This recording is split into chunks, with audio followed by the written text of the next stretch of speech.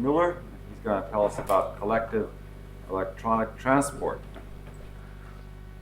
Thank you very much for giving me the opportunity to speak here. I'm very happy to bring a bit the physics perspective to this conference. I guess I'm the first solid-state physicist speaking this week.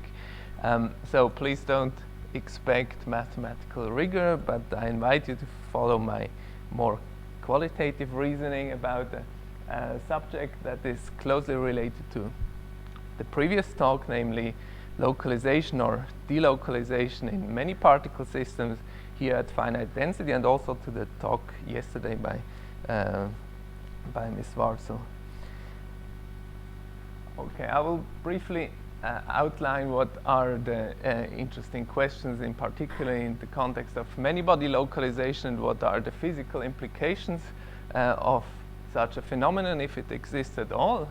And I think that's actually a very interesting new area in physics that is now possible to observe in experiments, and so that's a very exciting new field for condensed matter theory in particular.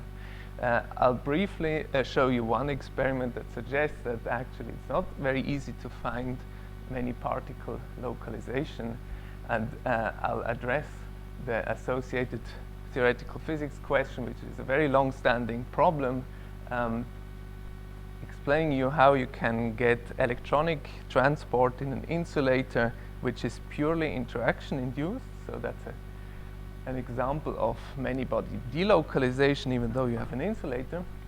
And finally, I show you that there's another promising system, namely insulators close to a transition to a superconductor, where maybe you can find many-body localization effects. Okay, since this conference is devoted to the 50th birthday of the seminal paper by Anderson, I would just like to remind you that what Anderson actually wanted to do originally is find a simple model for describing such things as spin diffusion or diffusion in a many-body problem. And then he found that it was actually pretty difficult to deal with that, and he came up with this much more simple single particle problem, which he could predict localization for. But one has to say that up to now, this question of spin diffusion, for example, is still not understood. How can it come about that you actually have diffusion in certain many-body systems, in others maybe not? Okay, and that's a bit the topic of this talk. It's not about spin diffusion, but about electronic transport in disordered systems.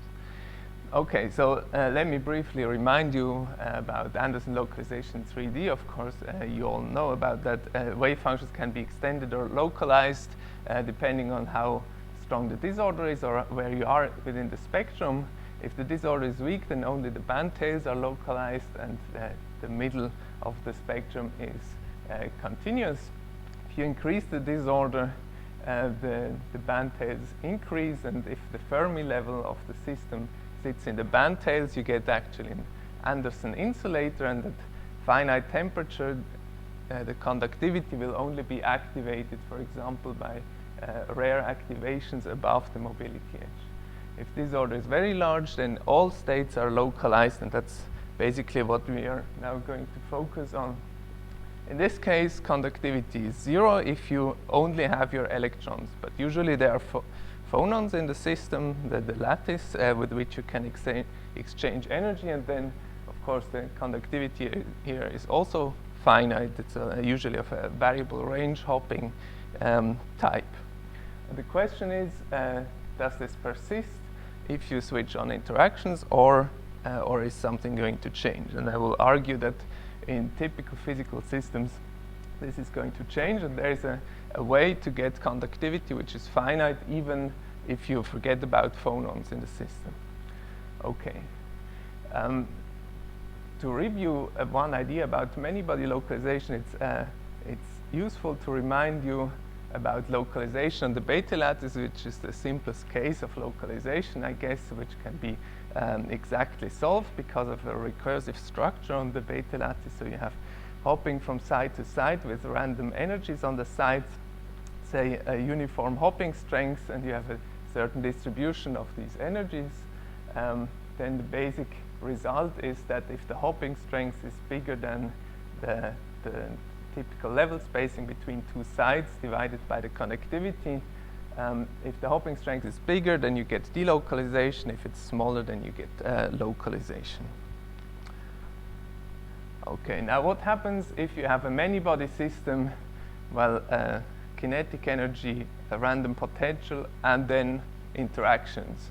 The question that also Anderson raised a few years later than the original paper, together with Fleischmann, is that does localization persist in the presence of interactions? And what that meant at the time is, do you get a finite conductivity if you switch on interactions, but you forget about inelastic scattering with phonons? Now, how can you think about this problem? Well, the random potential is some disorder landscape like that, and the finite density of electrons will fill in some kind of a disordered Fermi sea like this, which is interacting.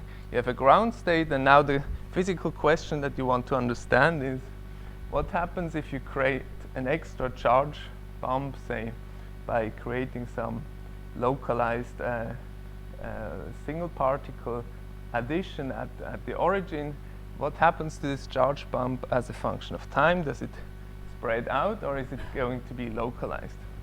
So what you would be looking at is the density as a function of time, the density deviation from the ground state density, and you would want to know how this the mean square displacement of this density behaves as a function of time. If you see something like diffusion, you would call that a delocalized state. If it stays below a constant, you would call that many-body or many-particle localization. That could also be anomalous diffusion or so. That's probably a well-defined question that you could try to analyze mathematically. Okay, so Anderson and Fleischmann at the time just did a simple first-order perturbation theory analysis of this question, and they concluded actually, yes, localization persists if you only have weak short-range interactions. The answer was no if you looked at long-range interactions, because that's like if you have long-range hopping in the single particle problem, you always find resonances between different sites, and that leads to delocalization.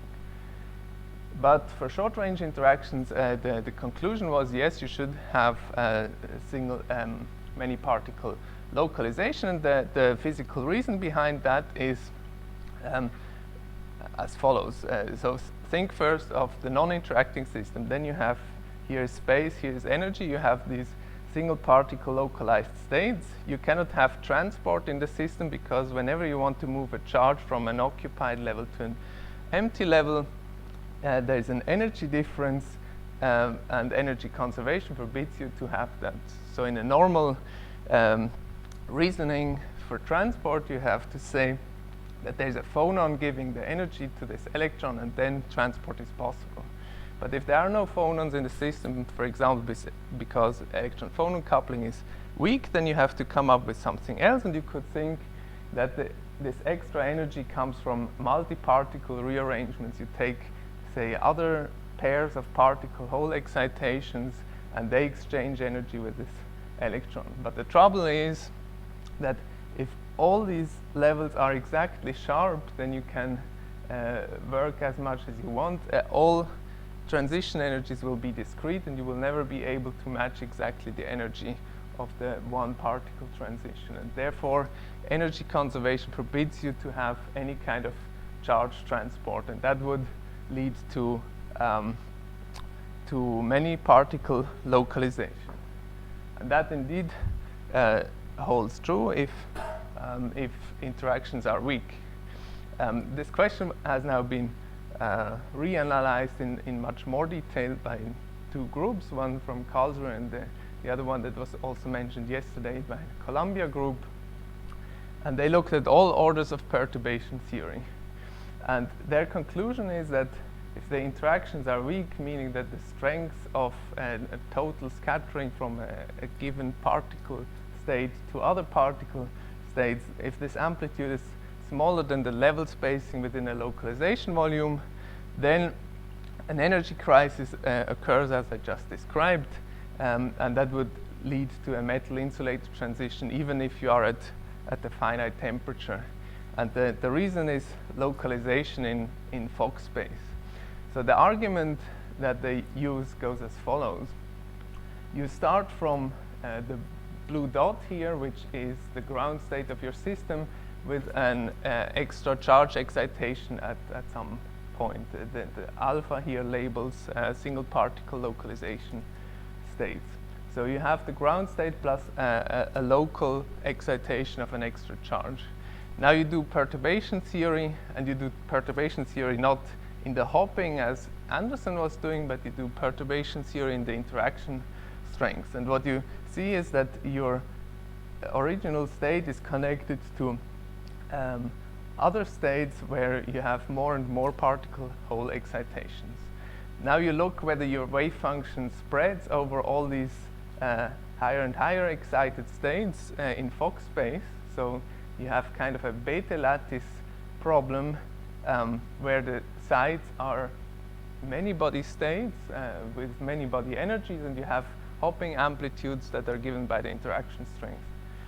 And the conclusion is, as for the Anderson problem on the beta lattice, that if this hopping, so the interaction strength, is weak enough, then you will get localization in Fock space, and that translates into an absence of diffusion in Fock space and therefore also in real space, and you would expect that the conductivity is 0. However, if you find that you get diffusion in Fock space, you will also have diffusion in real space, and that would give you finite conductivity. Okay. They went even further, and they said that this doesn't only apply to the ground state, but you can also do that in a thermal ensemble, and they predicted actually that there should be a metal-insulator transition from delocalization to localization at a finite temperature, which is even much bigger than a typical temperature where you would see insulating behavior. What's the level spacing you're speaking about? Yeah. Okay, the level space, you start from a single particle non-interacting system, so you have all these localized levels in space and in energy. So you look in a typical box of the size of the localization length, then that's delta. Okay, that's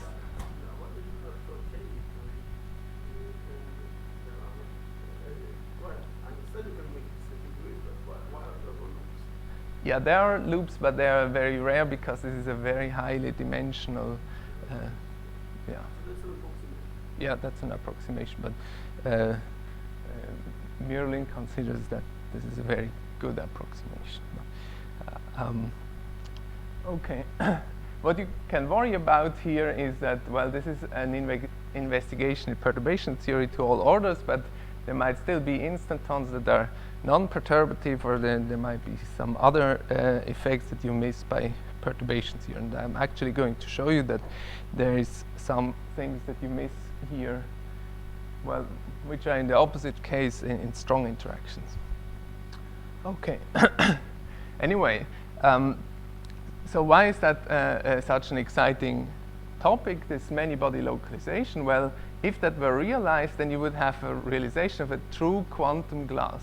That's a system which is truly non-ergodic. So if you put your charge at the origin, it's just not diffusing, even though there are interactions. And that defeats a cardinal assumption of thermodynamics, namely that if you have even infinitesimal interactions, you will always eventually equilibrate. So that's a very interesting thing. If this many particle localization really occurs in a system, then you would not equilibrate, and thermodynamics in some sense breaks down, and you have a real glassy system which is permanently out of equilibrium. Okay. You would also have a perfect collective insulator at finite temperature, so even though you have interactions, you have zero conductivity, quite peculiar state of matter. And also, if you could realize such systems, that would be a perfect environment to observe quantum coherent effects and use it as an environment for quantum computing. Because if you don't have level broadening and a continuous spectrum in your system, then you can also not exchange energy with that easily, and therefore you don't get dephasing. So that's just as a motivation. Now comes the kind of bad news, namely if you look at experiments, then you don't see a metal-insulator transition at finite temperature.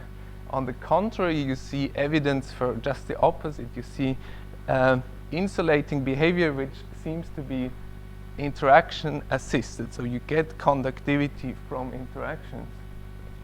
And why do I say that? Well, here I show you an experiment that was just done next door in Cambridge 10 years ago on some semiconductor heterostructure. You see the resistivity as a function of inverse temperature to a square root in a log linear plot. That's the typical Frost-Shklovsky variable range hopping that you expect in an Anderson insulator. But if conductivity were activated by scattering from phonons, then you would get a pretty big prefactor here. Instead, in the experiments, if you extrapolate to infinite temperature, you get this prefactor and you find something of the order of the quantum unit of resistance. And that tells you that basically electron-phonon coupling doesn't enter the game, because that would clearly show up here. Instead, there must be some kind of an electronic mechanism for the whole conductivity, and phonons are out of the game. So that tells you that you rather have electronic delocalization in typical systems close to the metal-insulator transition. But then the question arises, how can one come up with a consistent theory of electron-assisted transport in insulators? And that has been a problem for about 20 years, and I'm trying to develop a scenario for that. Quick question. Yeah. If this was a single experiment, could be accidentally. Aha, yeah, that's not, that's So you want more experiments or right. different systems. Yeah, yeah. To be sure that you can really rule out the phonon. Sure. I just didn't want to overwhelm you with experimental data. So this is seen in many systems close to the metal insulator transition, also close to the superconductor insulator transition. So what is then wrong in the assumption of these theories that predicted many-body localization? We'll see that the assumption of weak interactions is very difficult to realize, actually. And then what I should explain you is, how is it possible to have an insulator, meaning a diverging resistance at low temperature, and still electron interaction induced conductivity? And how can we explain this kind of universal prefactor that is often seen? Okay, so the model that I'm proposing is electrons, fermions, in a disorder potential plus Coulomb interaction. So that's similar to the Hamiltonians that were proposed yesterday, mostly in 3D same. So we have a kinetic energy, some Laplacian, and maybe a periodic potential, then a disorder potential and Coulomb interactions. The long-range part of the Coulomb interactions will not be important for me, otherwise we would anyway have delocalization. Then the idea is that I can diagonalize the single particle problem. I will get a situation like that, where all single particle states are localized, and then I want to understand interaction within that space. Okay, and I'm restricting myself to the case where I'm relatively close to the single particle metal insulator transition, where the localization length is large, much larger than the interparticle spacing, so the density to minus 1/3, and where therefore also the level spacing is small. So you should have this picture in mind. In space you have a relatively large single particle wave functions. The level spacing is the typical distance in energy between wave functions at the same spot, and the extent is xi. Okay. Now, if you rewrite such a Hamiltonian in the single particle basis, what you will find generically is random single particle energies. Now, n is the occupation number of these single levels, either 0 or 1. They have a certain distribution, which is typically 1 over level spacing. Then there's a direct Hartree interaction from the Coulomb interaction, and then there are off-diagonal terms which describe quantum fluctuations of the occupations. Okay, and of course there are the usual expressions for these matrix elements here that you have. In particular, the Coulomb interaction here between occupied states, if you look at Coulomb interaction between a state that is occupied here and here, because these wave functions are actually pretty random and their density is not homogeneous, there's an average homogeneous repulsion, but then there's a random term adding to it, and it's this random term that is really surviving in the problem, and that makes the system a disordered, frustrated one. So you don't have just a pure repulsion, but you have repulsion plus a random term, and the random term is the physically important one. That will be an If you go back to that yeah. slide. So is Coulomb interaction, these long-range interactions, going to play a crucial role in your argument, or no, it's not actually. I just want. Yeah, it will be clear what I will say later again. What? I mean, the Jij is Coulomb or not? Yes, it is Coulomb, but it's not important really. The order of magnitude of the interaction is important, but not that. Not the range. Yeah.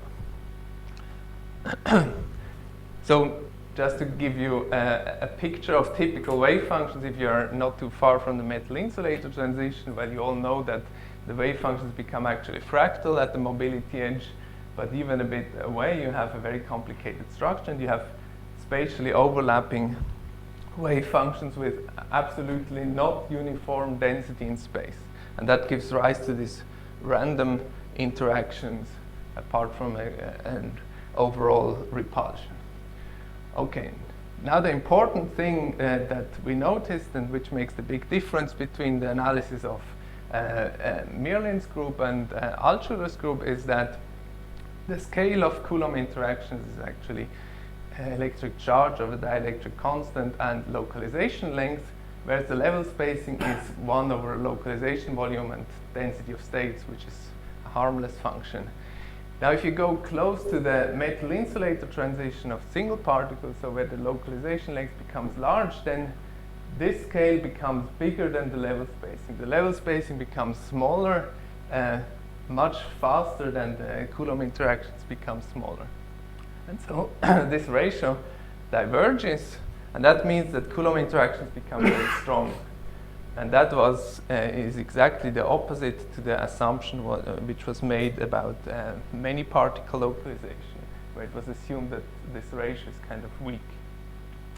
Okay, now we are in the situation where we have a large parameter, but in the wrong sense. And what we conclude from that is that we will get strong interactions, and in particular that implies that the ground state will by no means be trivial. It will actually be very, very complicated to even find the ground state.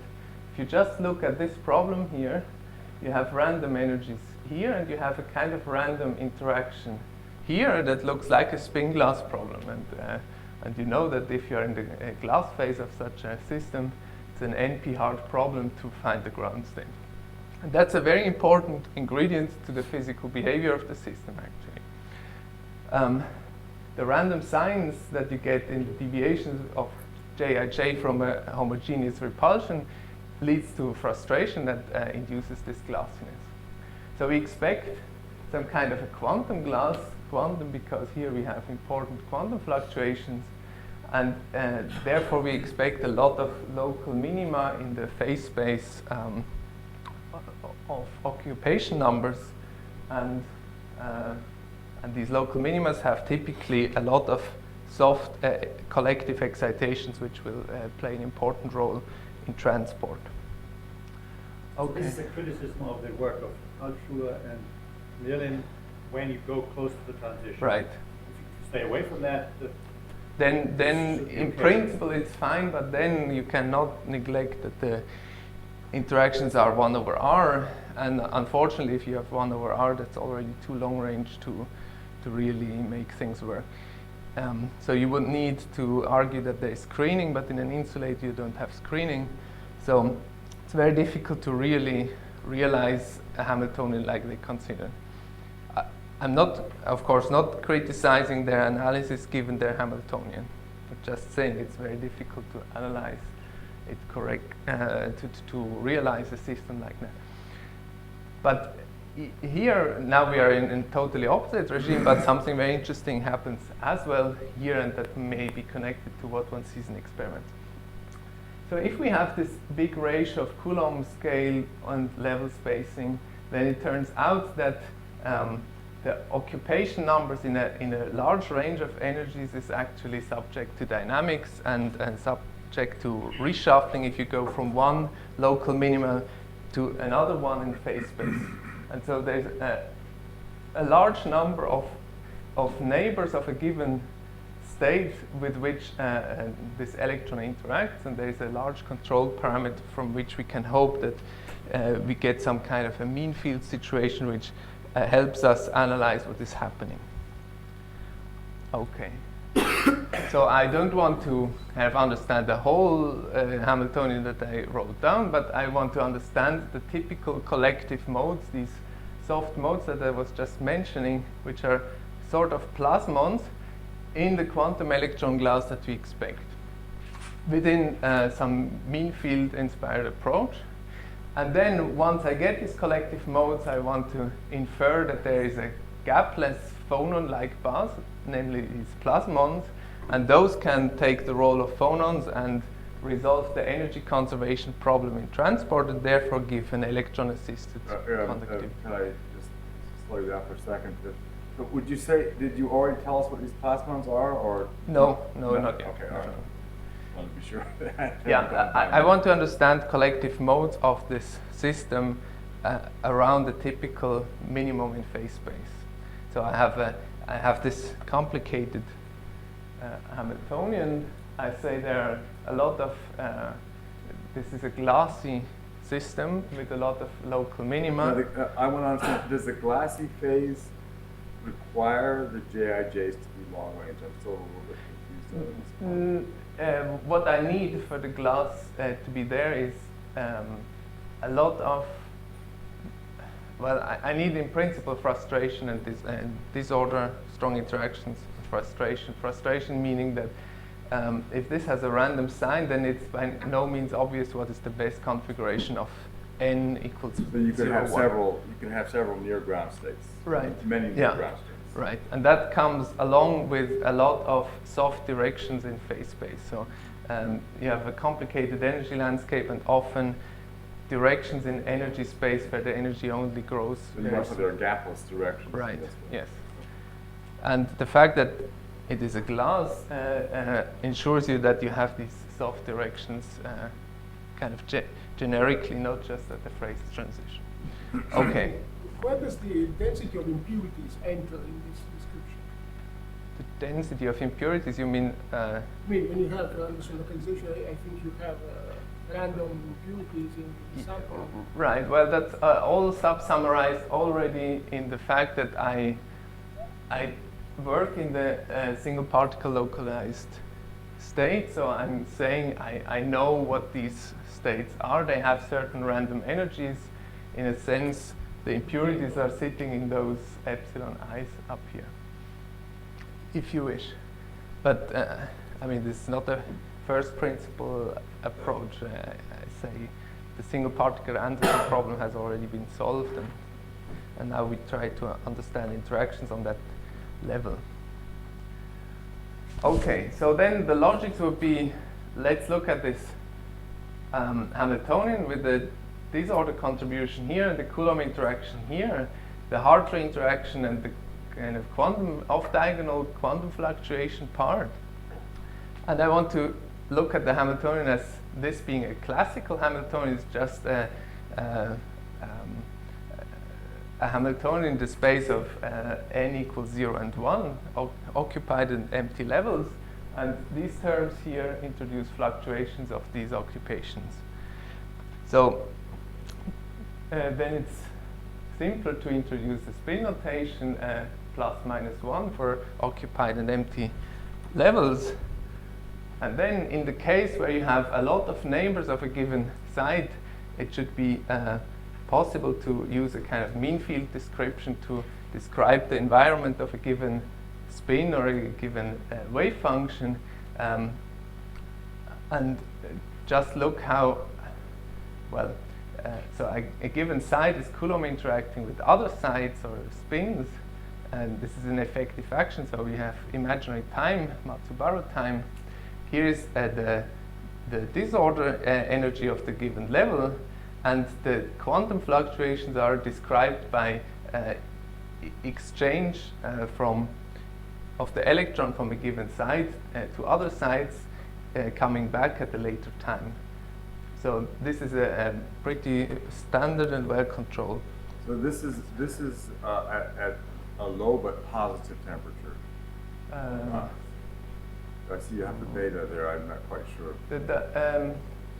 That could also be at zero temperature in principle. Also yeah. at zero temperature. Yeah, right. So now this is still too complicated, and now I'm making a leap forward in order for me to say something substantial and describing this term, this exchange of the electron of a given site with other sites, many other sites in the neighborhood, just as an effective random field that flips the spin, that flips the occupation of the site. So that changes the symmetry of the problem a bit, but it should describe the effect of quantum fluctuations for the purpose of understanding collective modes reasonably well. So, and now, instead of considering the previous much more complicated Hamiltonian, a slightly simpler one, which is actually the transverse field random easing model. You see, you have an easing term with a random interaction, you have a random field, and then you have a transverse field that describes this exchange or random or flipping of a spin. Okay, and now for this Hamiltonian, I want to obtain the collective, supposedly delocalized modes that is to be seen, and from that get a continuous path of collective excitations. Then I want to show that the system remains an insulator, and finally deduce electron-assisted transport. Okay, so as I said, this Hamiltonian, the simplified toy model is the transverse field easing spin glass, or the quantum Sherrington-Kirkpatrick model if you have an infinite number of neighbors. Later we'll go back to a finite but large number of neighbors. And what is known about that model? That's already a very complicated thing. Here you have temperature divided by the amplitude of J, and here is the hopping or this transverse field over J. One knows that out here you have a paramagnet, an ergodic phase, and here you have a glass phase. And here's a phase transition, a glass phase transition, at which the following thing happens. At infinite coordination numbers, so infinite Z, you have a phase transition into a glass state, and ergodicity breaks down. That means the system gets stuck in some metastable state, and it's never going to find its ground state. There are exponentially many long-lived metastable states in this limit, in this kind of unphysical limit. But what is really understood, say, even numerically, is only this paramagnetic phase up to the phase boundary.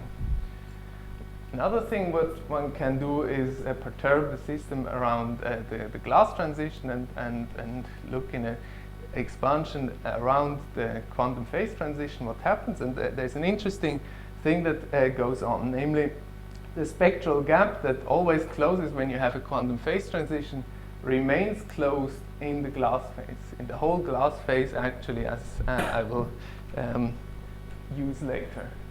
And that's related to the fact that the glass phase is somehow a self-organized critical state of matter. It is only marginal stable, so the typical minima in phase space of a glass has a lot of soft directions, and these soft directions are almost zero modes, and that is meant by this marginal stability. Usually that holds only at the phase transition, but in a glass with a large coordination number, this holds in the whole range down here. And that will be the important ingredient in my scenario. Okay, so how do we get at these modes? Well, the idea is to construct the constrained free energy as a function of mean occupation numbers or magnetizations in spin space. So I take the expectation value of sigma z, the occupation of the level I, to be mi, and I ask what is the constrained free energy for that. This can be constructed as a function of m within a static approximation, and then I look for the local minima of this constrained free energy functional. That gives a set of n-coupled random equations which have exponentially many minima. That's the equivalent of what I said before, that there are exponentially many local minima in phase space. And now what we need to understand is what is the topology around a typical minimum in such a minimum. Okay, so we are at the given minimum, and now we want to know what is the Hessian of this constrained free energy around the minimum. So you take the second derivative of the constrained free energy, and you get basically this random matrix Jij out plus diagonal terms in where I is equal to j. Now what happens as you get into the glass phase of this system is that the spectrum of this Hessian the spectral gap goes to 0. I'm not sure you can see the spectral density as a function of lambda starts off as a Wigner semicircle. That is what happens at the phase transition. Usually, something like that, the spectral gap is closing. But as I told you before, in a glass, the spectral gap remains closed even within the glass phase. So we have preservation of this Wigner semicircle, square root-like behavior, and vanishing of the spectral gap within the glass phase itself, even though we are not at the phase transition. And that gives us these soft modes. This tells us that there's a large density of pretty soft modes in the system. Okay, so these eigenvalues of the Hessians are basically restoring forces in your potential landscape, the curvatures of the potential landscape. And now we interpret those as the normal modes of collective excitations, and we want to interpret them as kind of harmonic oscillators whose mass is typically of the order of the transverse field that we introduced, and therefore having a frequency which is the square root of this restoring force over the mass. And from the spectral density we immediately get then the mode density of the system, and what is more important, the spectral function of the system, which turns out to be just ohmic, meaning that it is linear in omega. And most surprisingly or interestingly, the effective transverse field that we introduced to get our toy model drops out of the final answer for this spectral function. The spectral function describes the coupling of a given charge to this path of collective excitation, collective electronic excitations, and it looks very much like the path that you would get from particle hole excitations in a metal, actually, but it's of a very different nature. Now, what we have Can you achieved. explain whether it's localized or delocalized? Yeah, that comes next slide. Okay, so first about the spectral function, what we have achieved here is I've given you a physical argument why we expect such a spectral function in the whole glass phase, and we can check that we did something reasonable by confirming that this gives the same thing as is known exactly to occur at the quantum glass transition. So I generalized the result known for the transition for the whole glass phase. Okay, now you might wonder, are these collective modes that I just were talking about, are they localized or delocalized? Well, if the number of neighbors in my localization volume, which was basically z, if that is infinite, then the Hessian that I was considering was a random matrix of dimension z times c, and there we know that there are no localized modes. However, if z is finite, then things are a bit different. So here's the spectrum. Here's positive eigenvalues of random matrix Jij with z neighbors in real space. Here's negative values. Here's the mean field result, which corresponds to an infinite number of neighbors. That's the Wigner's semicircle. Okay. Now, if you have finite z, then we know that there are corrections to mean field that set in at a small scale, which is suppressed by a power of z, which is 5, 6. And at the same time, as you get corrections to mean field or to infinite connectivity, you also get localized modes in the band edge of such a matrix. Okay. What we really need is not the matrix Jij, but the spectrum of the Hessian. But that's almost the same, and the only difference is that the real band edge is moved close to 0 in the glass because of this marginal stability property that I was arguing about. So what happens basically is that you still get the semicircle with small corrections down here and localized modes, which are localized in a small energy region, small in this parameter z, which is large. Okay. So in all that region above here, we have basically delocalized low energy plasmons that are collective excitations of this quantum glass. And now these can help us for conductivity. Okay. Now, further elements in the complete theory is that we just constructed this continuous path of collective excitations, which are actually uncharged. So continuous because they are delocalized, right, in that energy spectrum above the band tail. And notice that this is beyond perturbation theory. I mean, collective modes are always beyond perturbation theory, so you could not hope to find that easily with an approach like people are using to argue for many-body localization. Further, now you have to check whether single particle excitations which couple to that path have still a relatively sharp sharp energy, so not too much level broadening. And that is indeed the case. You have to look at dephasing and decay processes of levels, and you can see that close to the Fermi level you retain sharp levels. So you still have an insulator because single particle excitations still have this problem of hopping from one side to the other. But now at finite temperature this is possible because they can absorb a quantum from collective electronic modes. Okay.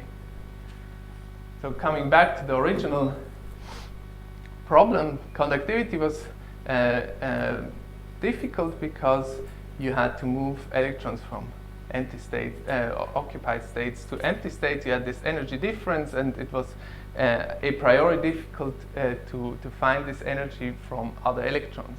But now that we have a collective modes which are delocalized, and we have a continuum spectrum, we can actually find this energy. And now the only thing that remains to be done is that we have to construct the complete transport process through the system out of elementary steps of single electron hops. Okay. Now notice that since now all the electrons, these ones coupled to this path, they will acquire a finite level width, and of course that means that many-body localization is gone. So in principle the whole spectrum here, these are not sharp lines, but they are broadened Lorentzians or something like that, and you have actually continuous spectrum as soon as you have these collective modes. Okay, so the last step is then just putting all these elementary hops with absorption of collective modes together, and what comes out is this Efros-Shklovsky type variable range hopping form the stretched exponential in temperature comes because electrons optimize their activation energy in a hop and the distance over which they hop. And that's a very old story. That gives you, in the first part, a network of elementary resistors, and then you have to solve a percolation problem in this network of resistors, and that's the final result that you get. Now, the nature of your bath that makes the whole transport possible sits in the prefactor here. This exponential is pretty universal, that will not change whether you have phonons or plasmons or whatever, but the prefactor will tell you about the nature of the bath. And now the real difference to phonon-assisted hopping is that this prefactor will turn out to be essentially universal. There's maybe a power law of temperature with a weak exponent, but the order of magnitude of the prefactor is just the quantum resistance or quantum conductance in quasi 2 dimensions. And that's now the punchline of this whole exercise. That explains, in a sense, why in experiments you see this nearly universal prefactor in many, many examples. Okay. Now, I will use the last 5 minutes to give you yet a positive outlook on the question of many-body localization, because I think this is really one of the exciting topics in disordered interacting systems. So first, why is it hard to find this many-body localization in real systems? Well, the 4 fermion scattering introduces strong quantum fluctuations, and that was actually what enabled us to find these collective modes. And that always destroys the discrete nature of the spectrum. On the other hand, you have long-range Coulomb interactions which spoil the localization. So you have these two effects that work against you. But a possible way out is insulators which are very close to a transition to a superconductor, and because they are so close, they can be strong. The fermions can be strongly bound into preformed pairs, and that suppresses the 4 fermion scattering. And because 2 fermions always have to stay together, you can only have scattering from 2 fermions here to 2 fermions there. That's a much lower phase space. And furthermore, you can, in such system, have relatively weak Coulomb interactions. And that together may make it possible that you observe effects of many-body localization. So the qualitative picture is that instead of at the metal-insulator transition where you have 2 fermions scattering via Coulomb from each other with a huge phase space associated to it, you have to consider Anderson pseudospins where 2 fermions are always in time-reversed states and coupled together, and they have to scatter together. Then Coulomb just makes you hop these kind of pairs through your space, and that leads to much less quantum fluctuation. Now, if you assume such a structure in your Hilbert space, then you get the Hamiltonian, which is actually very simple, a Hamiltonian of preformed pairs like that, which you can describe by pseudospins. So here again, there's spin 1/2 matrices. You would have random energies for the pair to sit here or there, and you would have a hopping term coming from interactions that tells you how much a pair is trying to hop from site J to I. And if you want to introduce Coulomb interactions, you also have a sigma Z coupling like that.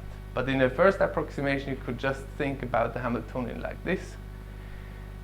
Now, if you have big disorder, then this term will overwhelm. The spins are localized. The boson, these pairs are not moving too much, and you get an insulator.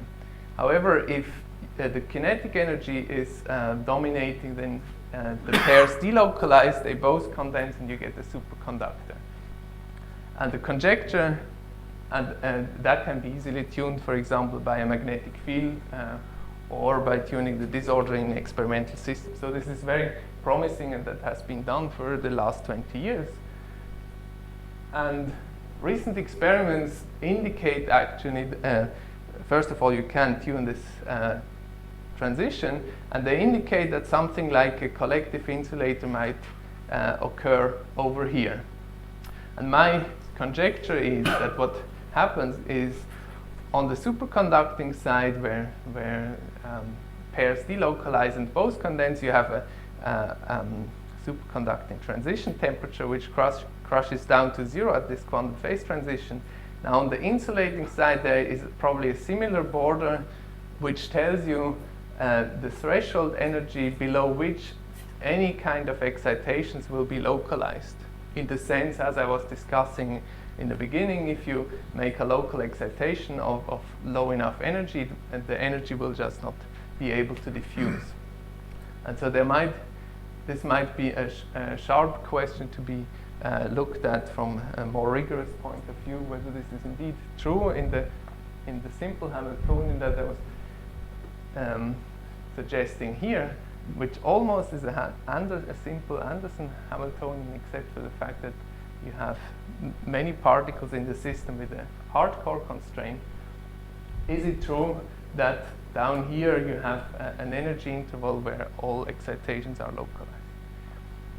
With that, I would like to conclude and just tell you once again, I introduced the model for purely electron-assisted hopping in insulators, proposing the first maybe consistent model for this kind of transport since 20 years. And the main ingredient were these collective soft modes, which are delocalized and can ensure the energy conservation in hopping. And so there is no many-body localization in this kind of system. However, if you go maybe to the superconductor insulator transition, then there's a chance for physically observing this interesting phenomenon. Thank you very much.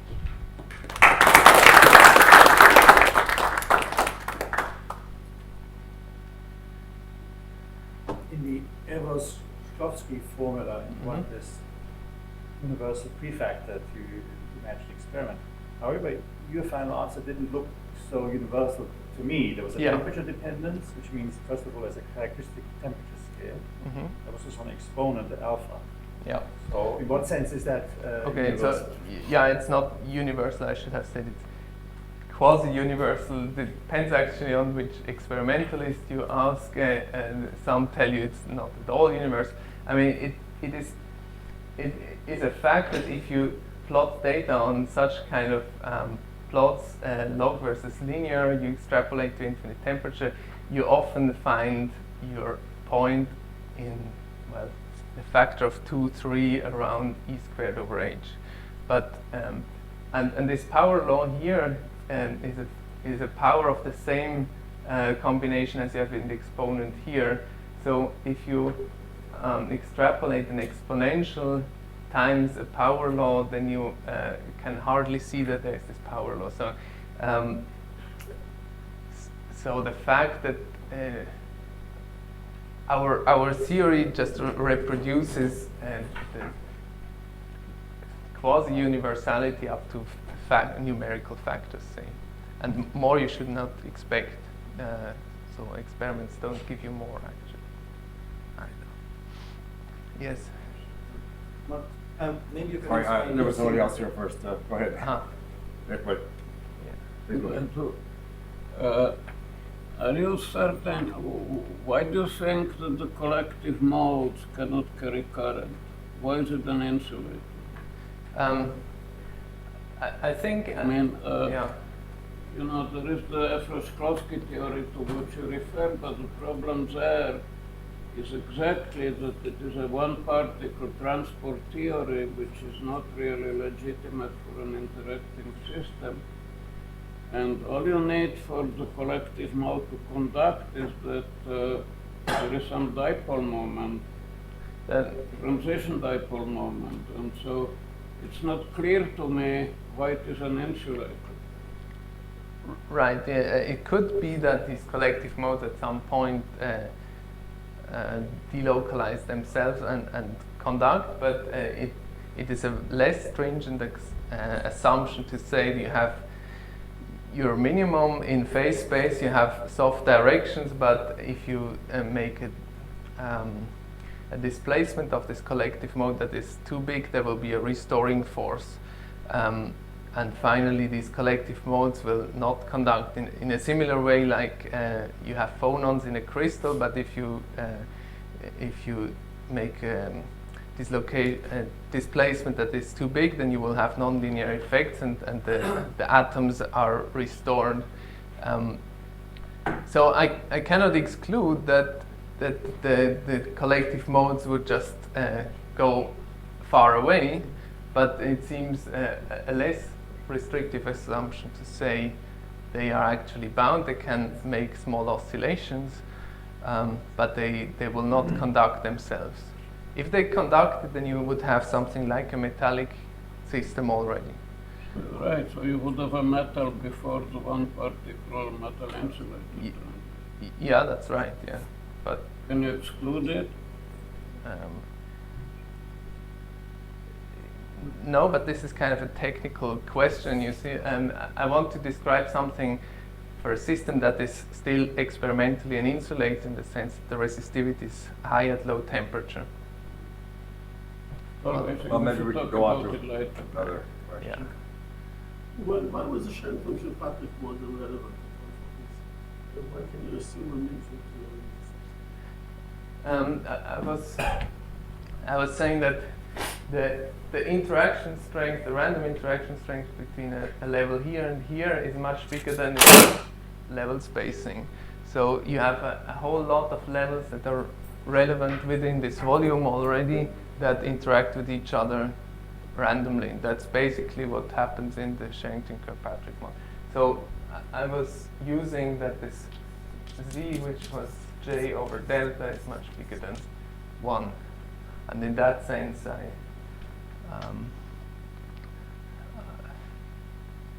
was kind of mapping. Well, the question is, basically, there is something on very large scale. So you look at the system on very large scale. Yeah, okay. So you make an infinite assumption in a phase transition. Right, I see what you're saying, but so eventually what I needed was that this Jij matrix that I had is a geometrically defined matrix where a given index I has about z squared neighbors, is a random matrix, and then it extends in space, and the properties of these matrices are relatively well understood, and that has this properties that I was discussing. Other questions or comments?